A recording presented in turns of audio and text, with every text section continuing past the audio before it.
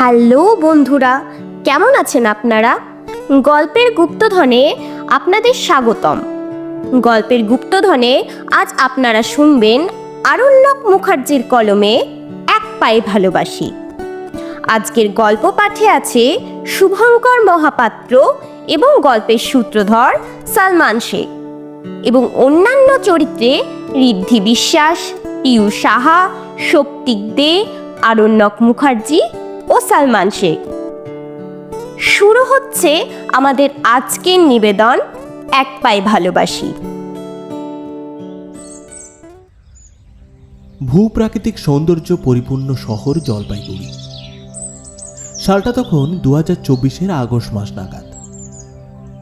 জলপাইগুড়ির প্রাকৃতিক সৌন্দর্য বিশ্বজগতের কাছে সর্বদাই প্রশংসনীয়। পাশ দিয়ে বয়ে চলা কুলকুল শব্দের তিস্তা নদী এবং তার সৌন্দর্যের মাধুর্য অতুলনীয়। পাহাড়ের ধাপ কেটে চায়ের বাগান যেদিকে তাকাবে সেদিকেই সবুজ আর সবুজ। ঘরের জানালা থেকে কাঞ্চনজঙ্ঘার বরফে ঢাকা শৃঙ্গ দেখা যায়, দেখেই যেন ঠান্ডা লাগে। সারা বছর তাপমাত্রা মোটামুটি 15 ডিগ্রি সেন্টিগ্রেড থাকে, যে আবহাওয়া সত্যি আরামদায়ক। দূরে ছোট ছোট পাইন গাছের জঙ্গল চোখে পড়ে। গাছগুলোকে দেখে মনে হয় যেন তীরের ফলা।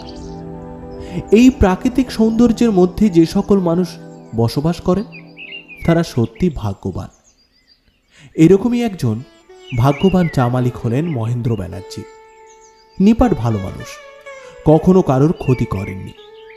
সব সময় গরিব দুঃখীদের সেবা করেন, মানুষের কদর করেন, মনুষ্যত্বের কদর করেন।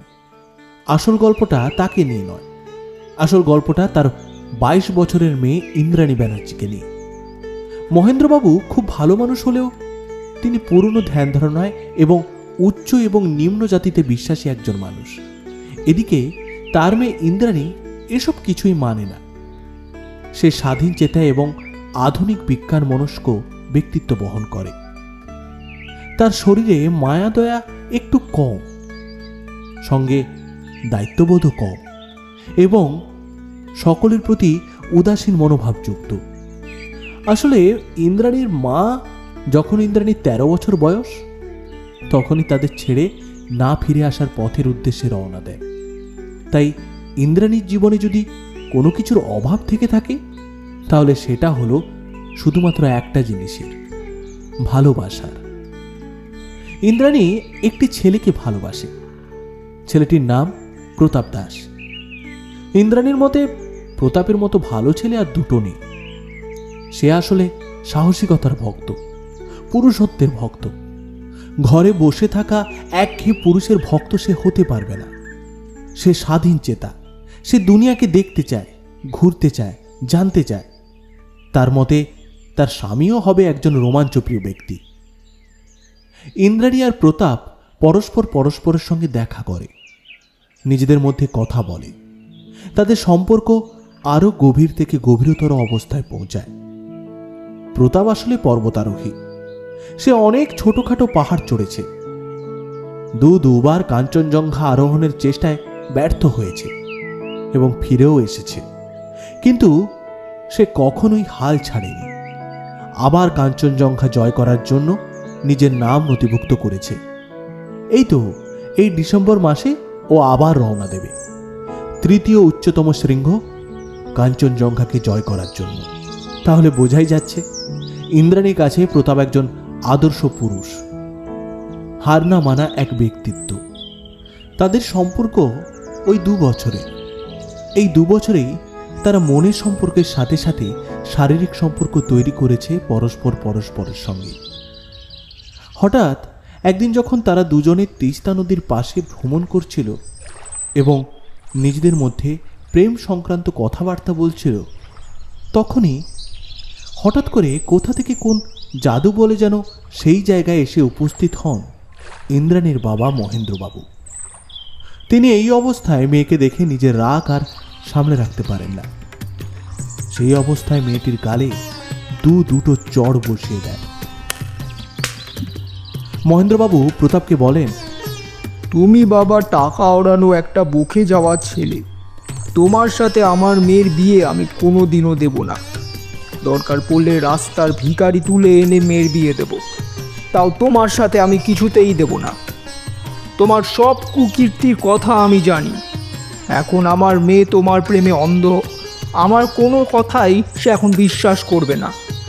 এখন তাকে বললে সে ভাববে তুমি নিচু জাতির, তাই তোমার সঙ্গে আমি তার বিয়ে দিচ্ছি না। এই সামান্য কিছু কথা বলে মহেন্দ্রবাবু তার মেয়ে ইন্দ্রাণীর হাত ধরে তাকে টানতে টানতে ঘরের দিকে নিয়ে গেল। ইন্দ্রাণী কান্নায় ফেটে পড়ল। কাতর গলায় বাবাকে জানালো, বাবা, তুমি এসব কি বলছো? প্রতাপ খুবই ভালো ছেলে, ওর পুরুষত্ব সাহসিকতা নিয়ে তুমি কি বা জানো? আর নিদাহ গরিবও নয়, টাকার অভাব ওর বাপ দাদারা রাখেননি। মহেন্দ্রবাবু বললেন,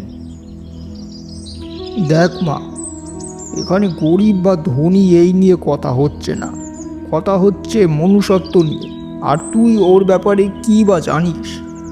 আমি জানি তোদের ব্যাপার অনেক আগে থেকে। আমি ছেলেটির ব্যাপারে খোঁজ নিয়ে দেখেছি, ছেলেটির নিত্য যাতায়াত রয়েছে বেশ্যাপল্লীতে। বাবার এই কথা শুনে ইন্দ্রাণী খুবই রেগে যায় এবং বলে, দেখো বাবা, আমি ওর ব্যাপারে আর একটাও বাজে কথা শুনতে চাই না। ওর মতো পুরুষ এই জগতে আর দুটো হয় না। তাই ওর নামে উচ্ছ্বাস রটানোটা বন্ধ করো। আসলে নিচু জাতির তো, তাই তুমি ওকে মেনে নিতে পারছো না। এটা স্বীকার করো বাবা। মহেন্দ্রবাবু সামান্য হেসে উত্তর দিলেন, আমি উঁচু বা নিচু জাত মানি ঠিকই, কিন্তু আমার মেয়ের আনন্দের জন্য আমার কাছে এটি অতি তুচ্ছ একটা ব্যাপার। তাছাড়া আমার এই জাতিভেদ মানার থেকেও বড় জিনিস যেটা আমি মানি, সেটা হলো আমি মনুষ্যত্বের ভক্ত, মানসিকতার ভক্ত। ইন্দ্রাণী এই কথা শুনে বাবাকে বলে, তুমি তোমার ঠুমকো জ্ঞান তোমারই কাছে রাখো, আমাকে দিতে এসো না। আমি বড় হয়েছি, ভালো মন্দের বিচার জানি, বুঝি। আমাকে উল্টোপাল্টা বুঝিয়ে কোনো লাভ নেই তোমার। এই বলে কথা শেষ করে ইন্দ্রাণী এবং রাগে গটমট করতে করতে ঘর ছেড়ে বেরিয়ে যায়। মহেন্দ্রবাবু বুঝতে পারেন যে এখন এই মুহূর্তে তার কেন, স্বয়ং ভগবানেরও কোনো ক্ষমতা নেই তার মেয়েকে সত্যিটা বোঝাবার।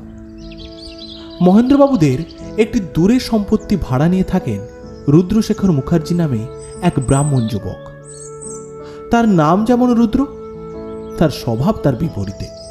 সে অত্যন্ত ঠান্ডা মেজাজের মানুষ। একটা সময় তার বাবা মহেন্দ্রবাবুর চা বাগানের অংশীদার ছিলেন, কিন্তু বাবার হৃদরোগ দেখা দেওয়ায় তার চিকিৎসা বাবদ সমস্ত টাকা চলে গেছে। অংশীদারির অংশটাও বেচে দিতে বাধ্য হয়েছে রুদ্রশেখর মহেন্দ্রবাবুর কাছে। কিন্তু ছেলেটি অত্যন্ত ভদ্র এবং নম্র স্বভাবের বলে এবং তার বাবার সাথে একটা সময় মহেন্দ্রবাবুর বন্ধুত্ব ছিল বলে তার বাবা চলে যাওয়ার পর মহেন্দ্রবাবু কতটা জোর করে তাকে জলপাইগুড়ির এই বাড়িতে থাকতে দিয়েছে। ছেলেটাকে তার চা বাগানের হিসেব নিকেশ করার কাজেও লিপ্ত করেছে। ছেলেটির সততা এবং কর্মদক্ষতার প্রমাণ মহেন্দ্রবাবু নানা করে 8 থেকে 9 বার ইতিমধ্যেই পেয়ে গেছেন। রুদ্র মহেন্দ্রবাবুর কাছে কাজ করছেন গত 1.5 বছর যাবৎ। ইতিমধ্যেই মহেন্দ্রবাবুর সবচেয়ে প্রিয় পাত্র হয়ে উঠেছে এই রুদ্রশেখর। নিপাত ভালো মানুষ, ঝামেলা ঝুঁকি এসব কিছুই নেয় না, শান্ত থাকতে ভালোবাসে। তার একটি পা নেই, দুর্ঘটনায় কাটা পড়েছে, তাই তাকে সবসময় একটা ক্রাচের সাহায্য নিয়ে হেঁটে বেড়াতে হয়। এইদিকে মহেন্দ্রবাবু মনে মনে ঠিক করে বসে আছেন যে মেয়ের বিয়ে সে খুব শীঘ্রই দিয়ে দেবে। এই মেয়েকে আর ধরে রাখা সম্ভব নয় ওনার পক্ষে। কোথায় যে কি করে বসে, এই চিন্তায় তার রাতের ঘুম উড়ে যায়। আস্তে আস্তে মনে মনে সে পাত্র নির্বাচন করতে শুরু করে। অনেক চিন্তা ভাবনা করার পর তার মাথায় একটি নামই আদর্শ বলে গণ্য হয়, তা হল রুদ্রশেখর মুখার্জি। মহেন্দ্রবাবু মনে মনে এই চিন্তাই করেন যে ছেলেটির কাছে বর্তমানে টাকার অভাব, কিন্তু এই রকম একজন সৎ ছেলে যে মেয়ে জীবনে আসবে তার আর টাকার দরকার হবে বলে তো মনে হয় না। এই ছেলেই নিজেই সহস্র স্বর্ণমুদ্রার সমান। অতঃপর যেমন ভাবা তেমন কাজ। এরপর মহেন্দ্রবাবু ঘুম থেকে উঠে চা বাগানে চলে গেলেন এবং সেখানে গিয়ে প্রথম তলব করলেন রুদ্রশেখরকে। মালিক তলব করেছে শুনে রুদ্রশেখর তড়িঘড়ি করে একটু খোঁড়াতে খোঁড়াতে ক্রাচ নিয়ে মহেন্দ্রবাবুর অফিস ঘরের দিকে এগিয়ে গেল। তাকে দেখে মহেন্দ্রবাবু সামান্য হেসে কোনো রকম ভনিতা ছাড়াই তাকে বললেন, আমার মেয়েকে বিয়ে করবে? সে অসৎ সঙ্গে পড়ে আস্তে আস্তে নষ্ট হয়ে যাচ্ছে। তোমার মতো পরশ পাথরের সংস্পর্শে থাকলে সেও আবার আগের মতন সোনা হয়ে নিজের উজ্জ্বল আলোর ছাটায় চারিদিকে আলোকিত করতে পারবে। এই কথা শুনে রুদ্র কিছুক্ষণ অবাক হয়ে হতবুদ্ধির মতো মহেন্দ্রবাবুর মুখের দিকে তাকিয়ে থাকে। ঈষৎ ধাতস্থ হয়ে সে বলে, আমি পঙ্গু মানুষ, শরীরের জোর বলতে কিছুই নেই, ক্রাচ ছাড়া চলতে পারি না। এমতো একজন ছেলেকে কি আপনার মেয়ে কোনোদিনও পছন্দ করতে পারে? এও কি কখনো সম্ভব? আমি গরিব, টাকা পয়সার বড়ই অভাব, দুবেলা দুমুঠো অন্ন অতি কষ্টে জোগাড় করি। আপনার মেয়েকে আমি রানীর হালে রাখবো কেমন করে? আপনি যেমন ছোটবেলা থেকে তাকে রানীর মতো করে বড় করে তুলেছেন। মহেন্দ্রবাবু এবার বলেন, দেখো, টাকা পয়সার চিন্তা করে লাভ নেই। আমার পরে তুমি এই চা বাগানের মালিক হবে। আশা করি এই টাকায় তোমাদের দুজনের দিন সুষ্ঠুভাবে চলে যাবে। তখন রুদ্র তার প্রত্যুত্তরে বলেন, মাফ করবেন স্যার, টাকার জন্য কখনো আমি আপনার মেয়েকে বিয়ে করতে পারবো না। আমি মানুষ ভালোবাসি, টাকা নয়। তখন মহেন্দ্রবাবু তাড়াহুড়ো করে বলেন, আরে না না, তা কেন? তুমি যদি কিছু না নিতে চাও আমি তোমাকে জোর করব না, শুধু বলবো দয়া করে আমার মেয়েটাকে তোমার নিজের করে নাও। তার মালিকের এই কাতর আবেদন শুনে রুদ্রর মন গলে গেল। সে বিবাহের সম্মতি প্রদান করল। তার বাবা প্রতাপের থেকে তাকে দূরে করার জন্য একটা সামান্য তাদের চা বাগানের হিসাব দেখার ছেলের সঙ্গে তার বিয়ে দিয়ে দেবে, তাও নয় মানা যেত। তাই বলে যে ছেলের একটা পা নেই, অর্থাৎ পঙ্গু, সেই ছেলে। ঘৃণায়, আক্ষেপে, দুঃখে ইন্দ্রাণী কষ্ট পেতে থাকলো এবং বাবাকে ঘৃণা করতে লাগলো। অবশেষে মহেন্দ্রবাবু জোর করে ইন্দ্রাণীর সাথে রুদ্রশেখরের বিয়েটা দিয়েই দিল।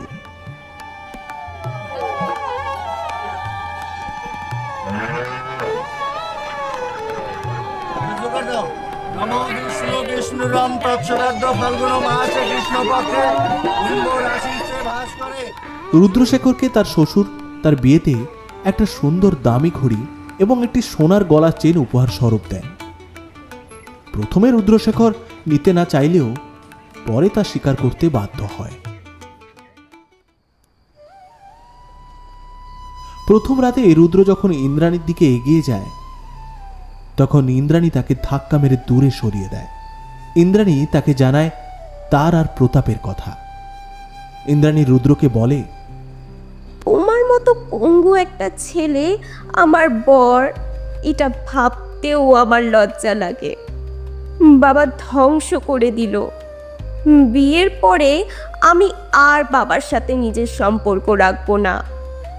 তুমি শুধু খাতায় কলমে আর নামেই আমার বর। তুমি আমার মন কোনো দিনও পাবে না, কোনো দিনও না।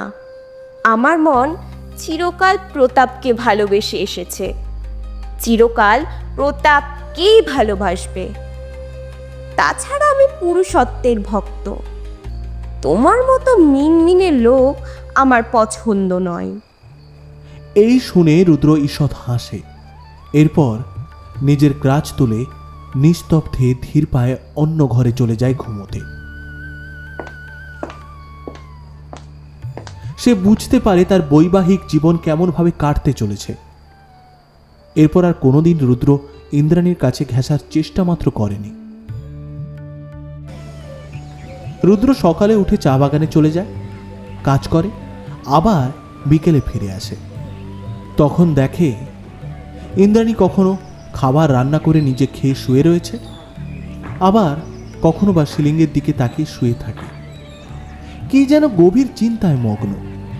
রুদ্র মাঝে মাঝে তার অবস্থা দেখে হাসে এবং ভাবে, আর মনে মনে বলে, ভালোবাসা বড়ই বিরল বস্তু। ইন্দ্রাণী আর রুদ্রর মধ্যে গত 2 মাসে 2 থেকে 3 শব্দের বেশি কথাবার্তা হয়নি। ইন্দ্রাণী সে তার পুরনো প্রেমিক প্রতাপের কাছে ফিরে যেতে চায় বারবার। একদিন হঠাৎ রুদ্র চা বাগান থেকে ঘরে ফিরে এসে তার ঘরের দরজা খুলতেই সে দেখে তার স্ত্রী এবং তার স্ত্রীর প্রেমিক প্রতাপ দাস একই বিছানায় পরস্পর পরস্পরকে জড়িয়ে ধরে সম্পূর্ণ নগ্ন অবস্থায় শুয়ে রয়েছে। প্রতাপ খানিকটা তাকে দেখে ভয় পেয়ে গেল, কিন্তু তখন রুদ্র দরজাটা আবার বন্ধ করে দিয়ে ঘর থেকে বেরিয়ে এলো। সে সেই দিনে আর খাবার খেল না, একা শুয়ে রইল পাশের ঘরে। তার চোখ দিয়ে গড়িয়ে পড়ল অবিরাম জলের ধারা। তার নিজের উপর ঘৃণা হলো, একটা রাগ জন্মালো। সে তার নিজের এমতো অবস্থার জন্য ইন্দ্রাণীকে নয়, বরং নিজেকেই দোষী বলে মনে করল। আজ জীবনে প্রথমবার রুদ্রশেখর মুখার্জির মনে হচ্ছে যুদ্ধ ছেড়ে পালাতে। ইন্দ্রাণী তার বাবার সঙ্গে যোগাযোগ আগেই বিচ্ছিন্ন করেছে। তার সঙ্গে এখন আর কোনো কথাবার্তা হয় না, দেখা হলেও মুখের দিকে তাকায় না ইন্দ্রাণী। যেই দিন রুদ্র তাকে আর প্রতাপকে একসাথে দেখেছিল, তার পরের দিন থেকেই রুদ্রকে আর খুঁজে পাওয়া যাচ্ছে না। ইন্দ্রাণীর ভালোই হয়েছে, ওই অপয়া পঙ্গু ছেলেটা জীবনে না থাকাটাই ভালো। এখন প্রায় 3 মাস কেটে গেছে।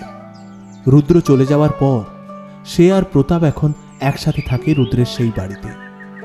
প্রতাপের সাথে তার দিনগুলো আনন্দে সুখেই কাটছে। হঠাৎ একদিন প্রায় 4 মাসের মাথায় প্রতাপ গলা অবধি মদ খেয়ে বাড়ি ফিরল। বাড়ি ফিরে ইন্দ্রাণীর উপর খুব অত্যাচার করলো, বেল্ট দিয়ে মারল, শারীরিক মানসিক নির্যাতন করল। প্রতাপের বক্তব্য ইন্দ্রাণী নষ্ট মেয়ে। সে নাকি প্রতাপের চলে যাওয়ার পর অনেক পরপুরুষকে তার ঘরের দিকে এনে তাদের সাথে শারীরিক ক্রিয়ায় লিপ্ত হয়, কিন্তু এমন কিছু হয়নি কোনোদিনও। ইন্দ্রাণী মনে প্রাণে তাকেই ভালোবেসে গেছে। প্রতাপ ছাড়া তাকে আজ পর্যন্ত কেউ স্পর্শ করে দেখেনি। সেই দিনের পর থেকে প্রতাপের অত্যাচার দিন দিন বাড়তে থাকে। প্রতিদিন প্রতাপ মদ খেয়ে এসে ইন্দ্রাণীর উপর অকথ্য অত্যাচার আর গালিগালাজ করে। এরপর হঠাৎ একদিন প্রতাপ ভালো মুখে বাড়িতে ফিরে ইন্দ্রাণীকে বলে, আমি আমার ভুল বুঝতে পেরেছি, কখনোই এরকম করা উচিত হয়নি আমার। তার উপর তুমি আমায় যে এত ভালোবাসো, কিন্তু আমি তোমার উপর এত দিন ধরে নির্যাতন করেছি। লজ্জা আসে আমার নিজের উপর, লজ্জায় মাটিতে মিশে যেতে ইচ্ছে করছে। এই শুনে ইন্দ্রাণী মনে মনে খুশি হয়, প্রতাপকে জড়িয়ে ধরে। এরপর প্রতাপ বলে, চলো আজ আর বাড়িতে রান্না করতে হবে না। কত দিন হয়েছে আমরা দুজনে একসাথে কোথাও ঘুরতে যাইনি। চলো আজ রাতের খাবারটা না হয় বাইরেই খাবো, একসাথে সিনেমা দেখব। এই কথা শুনে ইন্দ্রাণী তৈরি হয়ে খোশ মেজাজ নিয়ে বেরিয়ে পড়ে প্রতাপের সাথে। তারা একটি বড় রেস্টুরেন্টে যায় এবং রাতের খাবার খায়। তারপর একসাথে সিনেমা দেখে দুজনে। ইন্দ্রাণী ভাবে, এই দিনগুলোই তো সে চেয়েছিল। সে আর প্রতাপ সব শেষে বাড়ির উদ্দেশ্যে রওনা দেয় তাদের গাড়ি করে। প্রতাপ বলে, আজ তোমার জীবনের সবচেয়ে সেরা দিন, তারই উপহার দিতে চাই। তাই চলো তোমাকে একটা জায়গায় নিয়ে যেতে চাই। প্রতাপ তাকে নিয়ে যায় একটা অন্ধকার গলিতে, একটা বাড়ির সামনে, এবং সেখানে গিয়ে গাড়িটা থামায়। গাড়ি থেকে নেমে প্রতাপ আর ইন্দ্রাণী ওই বাড়িটির দোতলার উদ্দেশ্যে রওনা দেয়। ইন্দ্রাণীর চোখে পড়ে দোতলায় একটা নরম গদিতে বসে রয়েছে এক বছর 50-এর মহিলা। কপালের টিপ, মুখে পান, তার মুখের রেখায় বয়সের ছাপ স্পষ্ট, কিন্তু সাজের বাহার অনেকটাই বেশি। এই মহিলাকে দেখে প্রতাপ বলে, মাসি এ নাও, এই মাসে তোমার নতুন পাখি। অনেক কষ্ট করতে হয়েছে মায়ের রিপাবলিকের জন্য। আমার মজা নেওয়া হয়ে গেছে, এবার তোমার যা মনে হয় তুমি তাই করো। জলপাইগুড়ির মাল আলাদাই স্বাদ। মাসি বলে, কিয়া তুই চলে যা, তোর কাজ শেষ, তোর কাজ এতটাই ছিল। এরপর ইন্দ্রাণীকে ফেলে রেখে প্রতাপ জোর করে সেখান থেকে চলে গেল। এরপর ইন্দ্রাণী অঝোরধারায় কাঁদতে থাকে।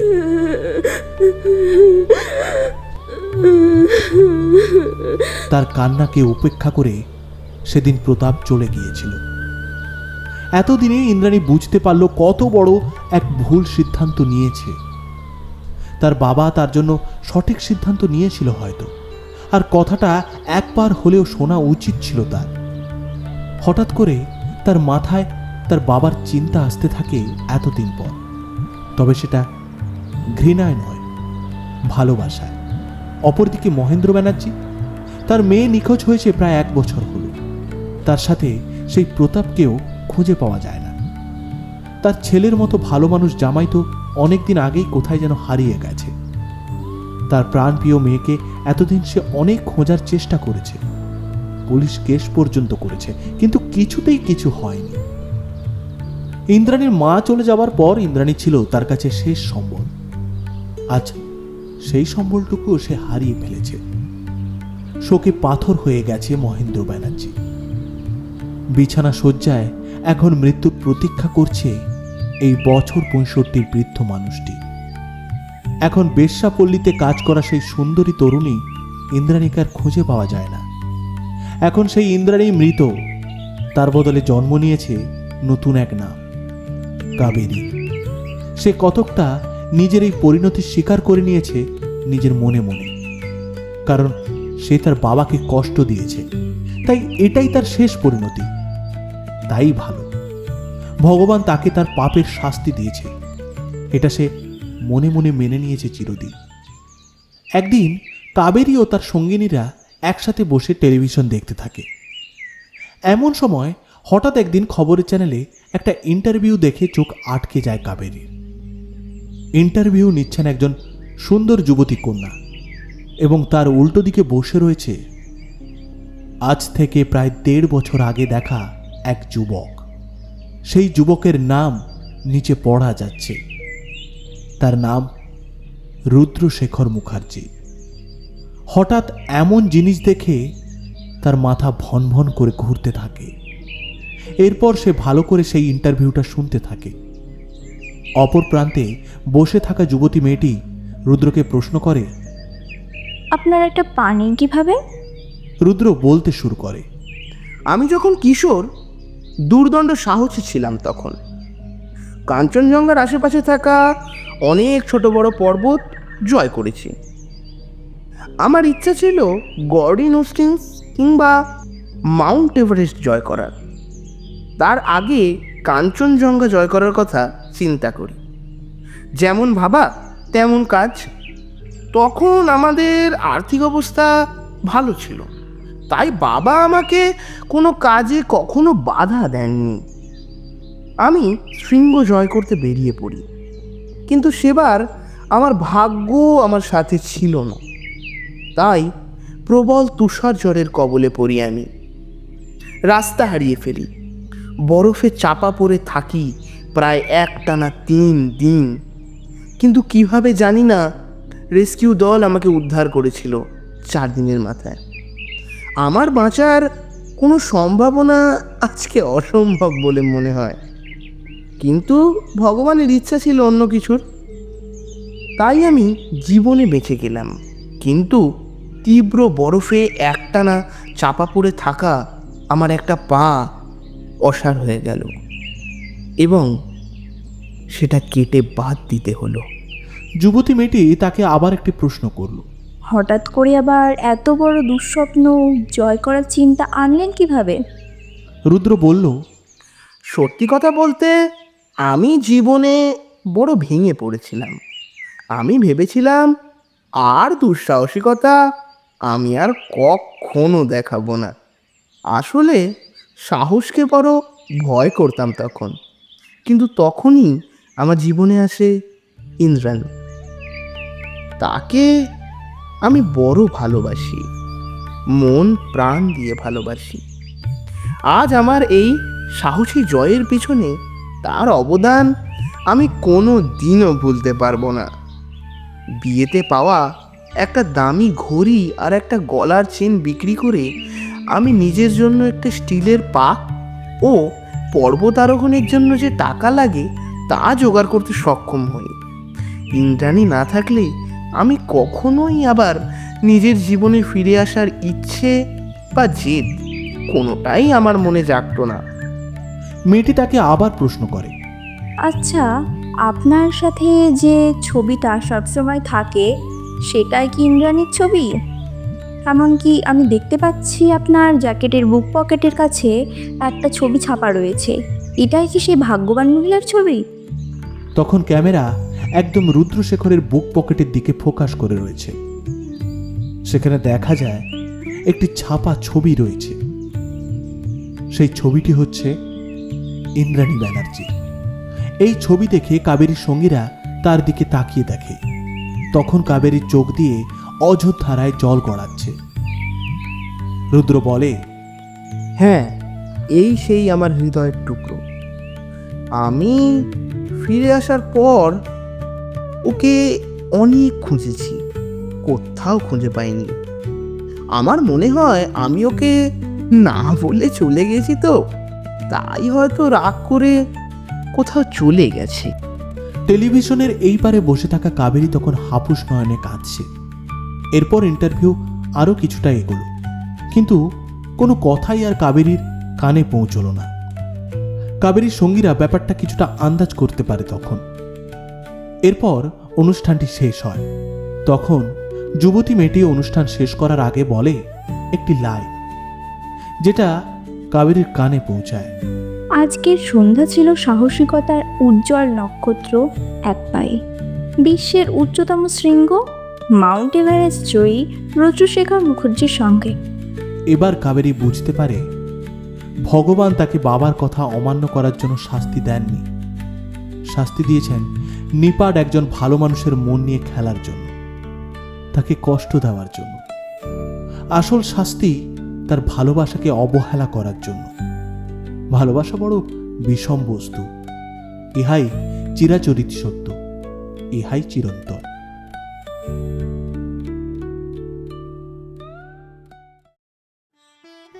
শুনছিলেন আমাদের আজকের নিবেদন আরণ্যক মুখার্জির কলমে এক পায়ে ভালোবাসি। গল্পটি ভালো লেগে থাকলে একটি লাইক করে দেবেন।